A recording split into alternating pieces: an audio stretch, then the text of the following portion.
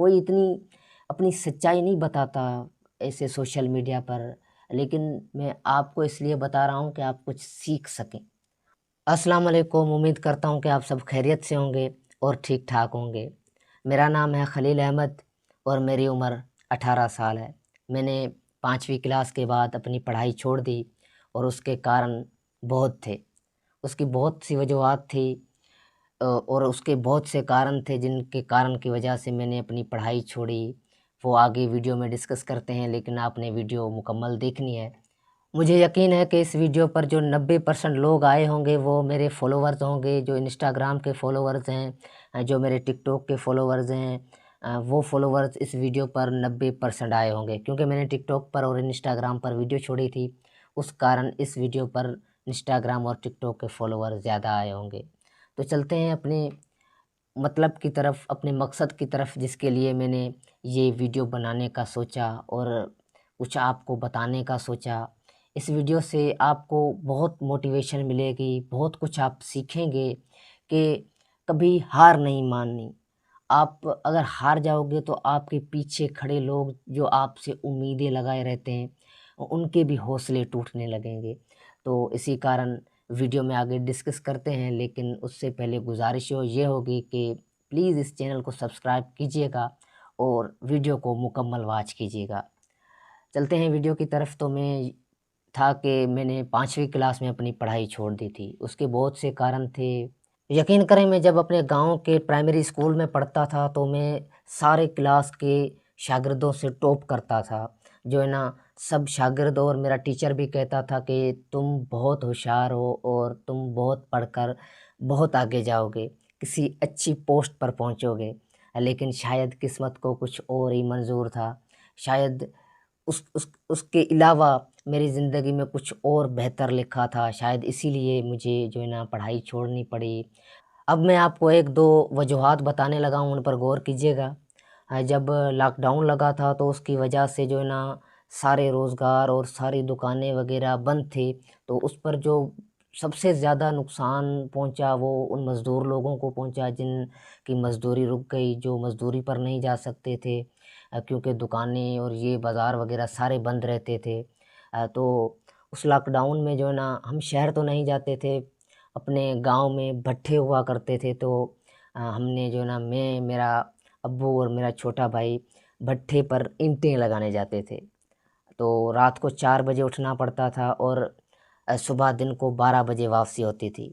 پھر ایک دن کیا ہوا کہ جب ہم دن کو 12 بجے بھٹے سے واپس آئے تو میری چھوٹی بہن نے ابو سے کہا کہ مجھے چیز لینی ہے، پیسے دو۔ تو ابو کے پاس پیسے تو نہیں تھے، تو ابو نے میری بہن کو گلے لگایا اور کہا پیسے تو آج نہیں ہیں۔ تب ابو نے ٹھنڈی سانسیں بھری، آہیں بھری، اور جو ہے نا ابو کی آنکھوں میں نے ایک الگ سی بے بسی دیکھی۔ تب میں نے سوچا کہ نہیں یار، یہ چھوڑو پڑھائی وڑھائی، یہ آج کے بعد جو ہے نا کچھ کرنا ہے، کچھ بننا ہے، چاہے چھوٹی موٹی لیکن کام کرنا ہے اپنا۔ تو اس دن کے بعد میں شہر میں جو ہے نا کام کرنے لگ گیا۔ میں نے سوچا کہ جیسے ہی یہ لاک ڈاؤن ختم ہوگا تب میں کام پر لگ جاؤں گا، اور اس دن کے بعد میں کام پر لگ گیا۔ میں اپنے گاؤں میں پہلا لڑکا تھا، مطلب کہ میری عمر کا میں پہلا لڑکا تھا جو شہر میں کام پر لگا تھا۔ میری عمر کوئی تقریباً 10 سے 12 سال عمر ہوگی۔ میں نے پڑھائی بھی چھوڑ دی، پھر میں کام پر لگ گیا، بائک مکینک کے کام پر لگ گیا میں۔ پھر اس دن کے بعد میں نے کبھی نہیں سوچا کہ یار مجھ سے نہیں ہوگا یا میں نہیں کر سکوں گا۔ حالانکہ مجھ جتنے لڑکے جو میری ہم عمر تھے، جو میرے ساتھ کھیلتے تھے اور وہ بعد میں بھی کھیلتے رہے، لیکن میری عمر کے میں وہ پہلا لڑکا تھا اپنے گاؤں میں جو شہر میں کام کرنے لگ گیا۔ لیکن میں نے کبھی نہیں سوچا کہ مجھ سے نہیں ہوگا یا میں نہیں کر سکوں گا۔ اس دن کے بعد بس یہی سوچا کہ کرنا ہے، زندگی میں کبھی رکنا نہیں ہے، زندگی میں کبھی ہار نہیں ماننی۔ اور الحمدللہ اس کے بعد حالات ٹھیک ہوتے گئے، اللہ کی مدد سے، اللہ کے کرم سے سارے جو ہے نا دن برے بیتتے گئے اور اچھے دن آتے گئے، اور حالات نے ایک الگ موڑ لیا۔ بس آپ کو زندگی میں ایک چیز کو پکڑنا ہے، جو چھوٹے سے چھوٹی چیز ہوگی لیکن آپ کی زندگی میں بہت کچھ بڑا کر دے گی۔ اب دیکھو یہ کتنی چھوٹی بات تھی، کہ یار میرے ابو کی آنکھوں میں جو اس وقت آنسو تھے وہ مجھ سے دیکھے نہ گئے، بس یہی وجہ بنا کر میں نے اپنی زندگی میں آگے بڑھنا شروع کر دیا۔ میں نے نہیں سوچا کہ کیا ہوگا، میں اپنی پڑھائی چھوڑ رہا ہوں، میں اپنا کریئر چھوڑ رہا ہوں، میں نے نہیں سوچا۔ میں نے سوچا کہ انشاءاللہ آگے کچھ نہ کچھ بن جاؤں گا، کچھ نہ کچھ کر جاؤں گا، ایک کچھ ہنر سیکھ جاؤں گا۔ زندگی میں ایک چھوٹی سی چیز چاہیے ہوتی ہے، ایک چھوٹا سا کارن چاہیے ہوتا ہے، اس کو اگر انسان پکڑ کے آگے بڑھتا رہے، ایک ضد بن جاتی ہے، ایک مطلب کہ انسان چاہتا ہے کہ میں اسی چیز کو پکڑ کے آگے چلتا رہوں گا اور انشاءاللہ آگے منزل آسان ہوتی رہے گی۔ راستے خود بخود بنتے جاتے ہیں جب آپ کوشش کرتے ہیں۔ بغیر کوشش کیے کچھ نہیں ملتا، بغیر محنت کیے کچھ نہیں ملتا، لیکن ہاں اگر محنت جاری رکھیں گے، کوشش جاری رکھیں گے تو ایک نہ ایک دن سب کچھ ہونا ہے۔ اب چلتے ہیں شاعری کی طرف۔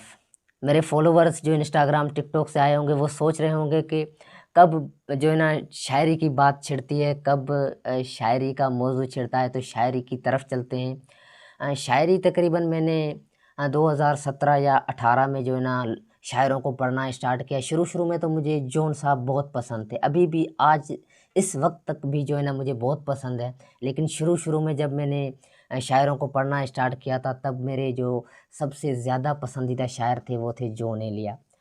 تو اس کے میں ویڈیوز بھی دیکھتا تھا موبائل پر، اور ان کی ایک دو کتابیں بھی تھیں میرے پاس، وہ میں پڑھتا تھا۔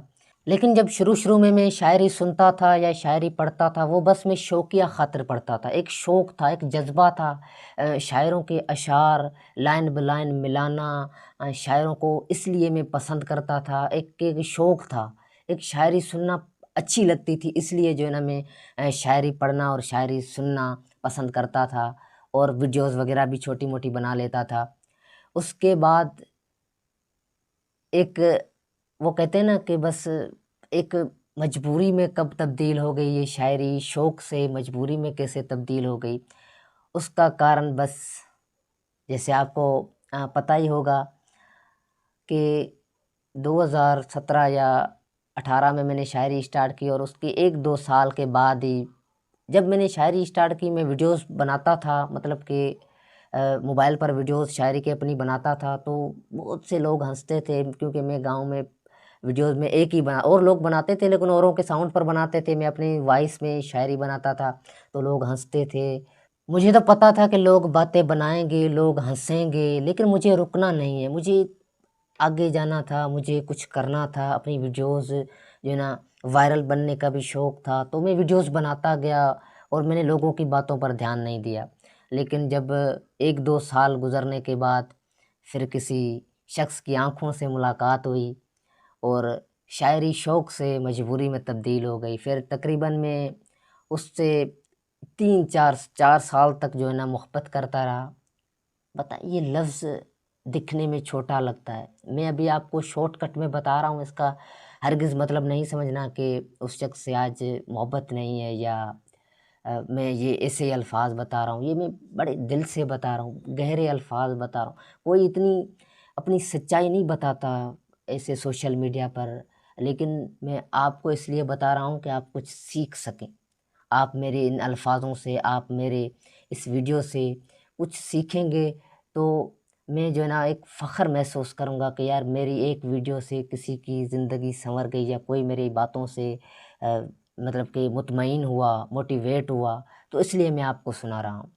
تو پھر 4 سال تک اس سے محبت رہی، اور مجبوراً ایک دن مجھے دل کی بات میں آ کر میں نے اس کو ایک خط لکھا، جس خط میں صرف 2 الفاظ تھے، اور وہ الفاظ یہ تھے، ایک اس کا نام تھا اور ایک میرا۔ تو جب میں نے اس کو کسی کے ہاتھوں بھجوایا تو وہ 1-2 دن کے بعد وہ خط واپس پلٹ آیا۔ اب میں آپ کو یہ تو نہیں بتاؤں گا کہ اس کے جواب کیا تھا، لیکن آپ سمجھ سکتے ہیں کہ ایک صاف انکار تھا۔ تو اس کے بعد جو ہے نا دل بہت سا نم رہا ہمیشہ، اور اس کے بعد شاعری سے روح کے رشتے جڑنا اسٹارٹ ہو گئے، پھر شاعری شوق سے سیدھا مجبوری بن گئی، اور پھر میں شاعری کرتا گیا، اور پھر خلیل احمد سے خلیل غمشدہ بننا پڑا۔ بس یہی تھا ایک چھوٹا سا زندگی کے جتنا میرے ذہن میں آیا، جتنا میں اس ویڈیو میں کور کر سکا، اتنی سچائی میں نے آپ کو بتائی، لیکن اس دل میں ابھی بھی بہت سے زخم، بہت سی باتیں دفن ہیں، جو کسی اور ویڈیو میں یا کبھی زندگی میں ملاقات ہوئی تو اس ناچیز سے ضرور پوچھنا۔ آخر میں آپ سے ایک چھوٹی سی گزارش کروں گا کہ اس چینل کو سبسکرائب کر دیں، اور اس ویڈیو کے نیچے جو آپ کو اچھا لگے صرف ایک کمنٹ کرنا ہے اور ایک لائک کرنا ہے، کیونکہ بہت شکریہ۔